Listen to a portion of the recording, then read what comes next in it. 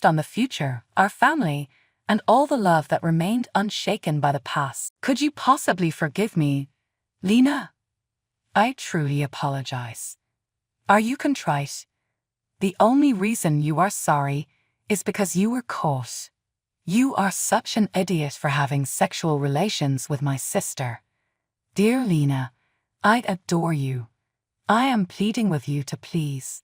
Ethan, the fact that you cheated on me is not the first time you've done it, is it?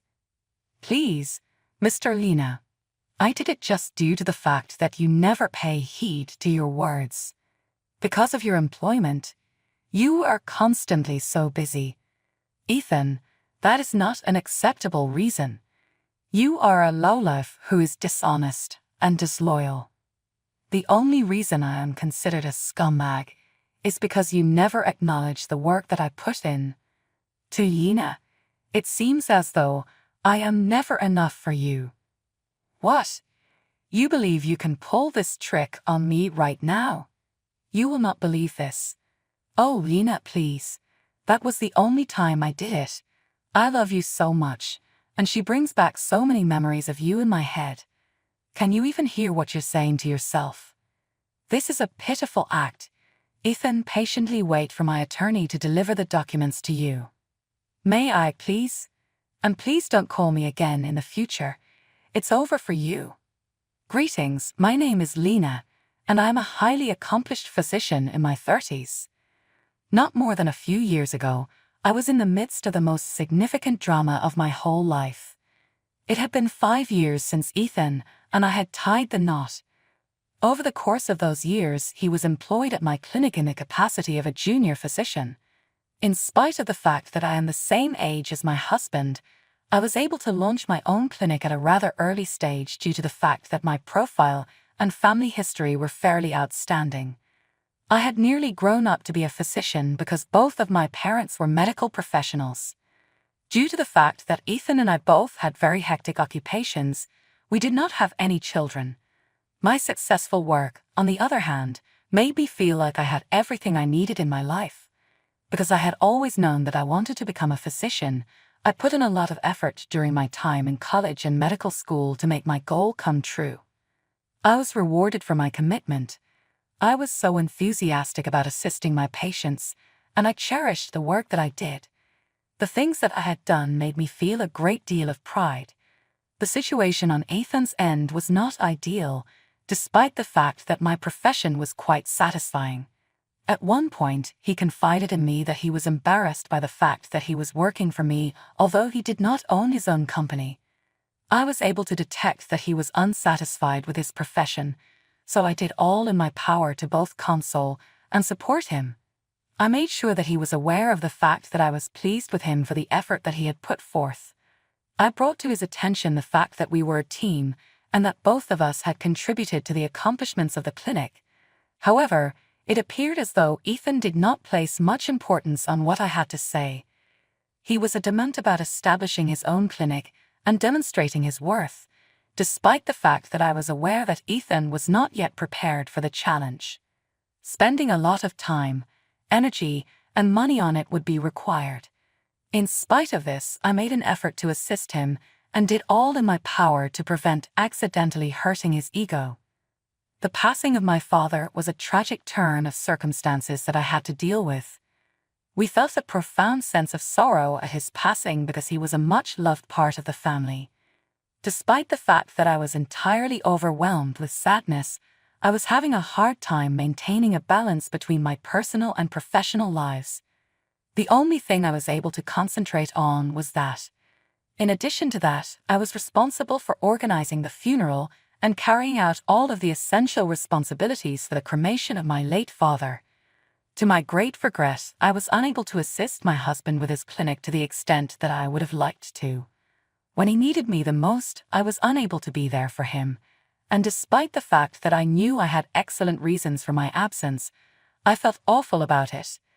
On the other hand, our relationship was going through a challenging period, and for the first time in years, I had the distinct impression that there was a significant gap between us. Almost immediately after the passing of my beloved father, Something that was absolutely unexpected took place, as if the circumstances were already overwhelming enough. When the day of his burial arrived, my long-lost elder sister, Sabrina, was there to pay her respects. After all these years, I was taken aback when I finally saw her. Her departure from home occurred when she was 15 years old, and despite our best efforts to get in touch with her, she never returned. Despite the fact that she maintained contact with a few of our family acquaintances, she entirely abandoned us, which is why her surprise arrival made me suspicious. Sabrina was known for courting and marrying wealthy elderly men, only to abandon them the moment they were ill or became bankrupt. This was all part of her character. The thought of her coming back for the inheritance was one that I couldn't help but ponder. In the event that this was in fact the situation, our paternal grandfather would have been devastated. While we were attending the ceremony, my mother disclosed to me that my father had in fact intended to give some real estate to my sister, but with a stipulation attached to it. His intention was for her to check herself into a rehabilitation facility, and if she did not comply, I would be the owner of her property. This information came as a complete surprise to me, and my mother went on to say that Sabrina had, in fact, repeatedly declined to go to rehabilitation.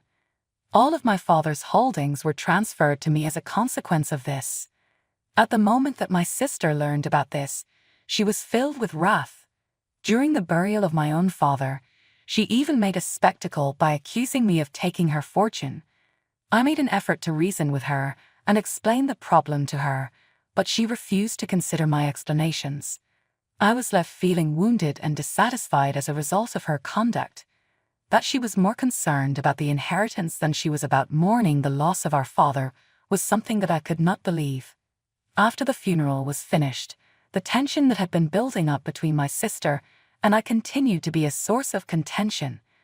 This was a period that was extremely challenging for our family. What came as a complete surprise was when Sabrina returned a few weeks later to apologize for the way she had behaved. She pledged to improve herself and to make atonement for the mistakes she had made in the past. Her sole purpose in coming was to express her regret. She did not even make a request for a portion of the fortune. Because I could see the regret in her eyes, I was certain that she was sincere in the things that she had spoken. Despite my best efforts, I couldn't help but feel compassion for her. At the end of the day, she was my sister. After having a conversation about the situation with my spouse, I made the decision to provide her with assistance. I was aware that my sister had a problematic history, and I did not want to abandon her at a time when she actually required my assistance the most. Since she was having trouble finding work and getting back on her feet, I made her an offer to stay at my apartment for a short period of time. The situation appeared to be favorable for each and every one of us. As I began to feel better and found that I was able to be more present around Ethan, my connection with him began to become slightly more positive. However, was I very wrong? Until one night, when I abruptly woke up because I heard some really weird sounds, I was under the impression that things were beginning to improve gradually. It felt as if someone was groaning in the distance, and the volume of their groaning was so high that it jolted me. When I turned around to look at my husband, I did not see him lying in bed. The moment I found out that he was cheating on me, I instantly went into a state of fear, and my thoughts flashed back to an event that occurred a few years earlier, before we were married. It was nothing more than a foolish kiss that he shared with another female when he was quite intoxicated, and it took place at a house party. Considering that the girl was wearing a shirt that was quite similar to mine, I assumed that it was simply a simple mistake on her part. Following his pleading for my forgiveness, I came to the conclusion that we could move on as a couple and move on from the situation. My thoughts was always plagued by the worry that he might cheat on me once more. In light of this, I requested that he sign a prenuptial agreement on my conditions when he proposed to me. As soon as he heard the news, he agreed to demonstrate his commitment. I sprang out of bed and headed to the living room, keeping it in mind while I did so. I was aware that it was imperative for me to discover the origin of these sounds. While I prayed to God that whatever I was hearing had nothing to do with my spouse, My heart was racing so quickly that it was almost impossible to breathe. On the other hand, the reality was painful. In the room, I could hear my sister laughing, and as I got closer, I could hear her laughing. The moment I walked through the door leading to the living room, I was able to see everything with my own eyes. I looked over and saw him embracing my sister on the couch in our living room. Because I was unable to go much closer to the scene, I refrained from getting any closer to observe what was going on. In terms of my physical health, I was completely ill. My lovely husband was having an affair with my own sister, and I just could not believe it. I was completely shocked. If someone were unwell, they would never do something like that. Imagine that. I had a very difficult time organizing my thoughts in order to make sense of what was taking place. I returned to the upper floor in a stealthy manner, and practically immediately after that, I began to throw up.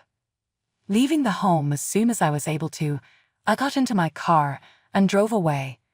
Just the thought of spending another moment in the same house with those individuals was too much for me to take. It appeared as though they were aware that I was awake. Nevertheless, they were so heavily intoxicated with each other that they were unaware that I had left. They were such a nasty group of folks. Afterwards, I went to bed and switched off my phone. The following morning, when I woke up, I was overcome with a dreadful feeling about everything. My husband had been phoning and messaging me throughout the whole night, but I had absolutely no desire to communicate with him in any way. Because I was so repulsed by what I witnessed, I was unable to bring myself to argue with him during that time. I made the decision to go to the clinic in order to divert my attention away from the scenario that was so chaotic. I would not be able to work, but at least I would be able to remain in the environment that I am most comfortable with. As soon as I got at the clinic, my assistant informed me that someone had been waiting to speak with me. I was taken aback when I learned that she was not referring to my spouse when she started talking about him. Sabrina was the one. What's going on, Lena? It is imperative that I tell you the truth, yet I am at a loss for words to express it. Our affection for one another has been unwavering. What a load of rubbish. It had been 3 months since you first met each other. To me, you are a repulsive person. I am very sorry, Lena. It is difficult for me to tell you the truth, but I have no choice but to do so. I'm also carrying Ethan's child, which is an additional fact. What is it? You were able to accomplish this, right? It seemed to me that we were sisters. I am very sorry, Lena. To harm you was never my intention. We have a deep affection for one another, and Ethan and I have the desire to establish a family together. Very well then. What? It is really good then, as I stated. Carry it out. Be his spouse. Obtain his offspring. It is tomorrow that I will divorce him. He is entirely yours. I'm sorry. It's not true. Hello, Sabrina. Goodbye. I was prepared to withdraw from the situation. I didn't want to waste any more time on Ethan or Sabrina, but Sabrina didn't appear to be satisfied with my answers. She quickly revealed the true motivations behind those preposterous apologies. You're behaving assertive now. You know, how does it feel to have something taken away from you? What? It seems that you heard me. Do you believe you could claim my inheritance? Do you feel like the most loved child? Do you believe that you can get whatever you desire? Okay, I ended your life. Sabrina, you're pathetic. What? How could you speak to me in such a manner? Before you got with my husband, did you ask him about a prenup that we had? What prenup? The one who threatened to seize all of our shared assets and $100,000 from him if he ever cheated. You know you'll be broke. You're lying. Sabrina, I am not. I made Ethan sign a prenuptial agreement before we were married because he had cheated on me once while we were dating. He promised to give up his legal claim to the things we created together if he cheated in the future, and he did, with you. You're not telling the truth. He cherishes me. He would never subject me to that. He informed me how much money he made. He assured me that he would look after me. Oh, you really think that he loves you? I'm certain he does. He declared me to be the love of his life. Oh, Sabrina, It seems to me that he would say that to anyone. You're telling falsehoods. I'm sure he loves me. Okay, let's call him up and see. All right. Right there in front of Sabrina, I pulled out my phone and phoned his number. Ethan answered in less than a second, as though he was anticipating my call. He's on speakerphone now. The scoundrel was weeping uncontrollably. Please pardon me, Lena. I truly apologize. Are you sorry? It's only that you got caught that makes you remorseful. You moron, how could you share a bed with my sister? Lena, you are loved. Please, I implore you, please. Ethan, this wasn't the first time you cheated on me, was it? Please, Lena. I did it solely because you don't seem to care about me. You're constantly working so hard. Oh, Ethan, that is hardly an excuse. You are an untrustworthy, dishonest bastard. The only reason I'm a bastard is that you never acknowledge my efforts. Like I'm never enough for you, Lena. Oh, you believe you can manipulate me now. You're amazing. Please, Lena, it was the only time I did it. She reminds me so much of you, and I love you so much. Do you hear what you're saying? You're pitiful. Ethan, wait for my attorney to deliver the documents to you. Please, and please don't give me another call. You've got the boot. I blocked his phone and hung up. You still think that he loves you? I said, Sabrina, gazing directly into her eyes. There was no reply. Sabrina was staring at me, frightened, enraged, and jealous. I'd had enough of her. I walked away and back into my office. After such a significant tragedy, I had some pretty difficult days. I discovered that my spouse was still required to work 2 jobs in order to pay off the amount he owed me. Sabrina, on the other hand, was too ashamed to be around and fled home once more. As it happened, she had made up the tale that she was carrying Ethan's kid in order to cause me pain. There was no child. She was just a horrible, lonely person. I endured the heartache and betrayal and concentrated on creating a better future for myself. I put all I had into my clinic, aiming to serve as many people as I could, using the money Ethan had to pay me and the fortune given me by my late father. Now that I have constructed something, I am incredibly happy with it, and I know my parents would be really proud of me.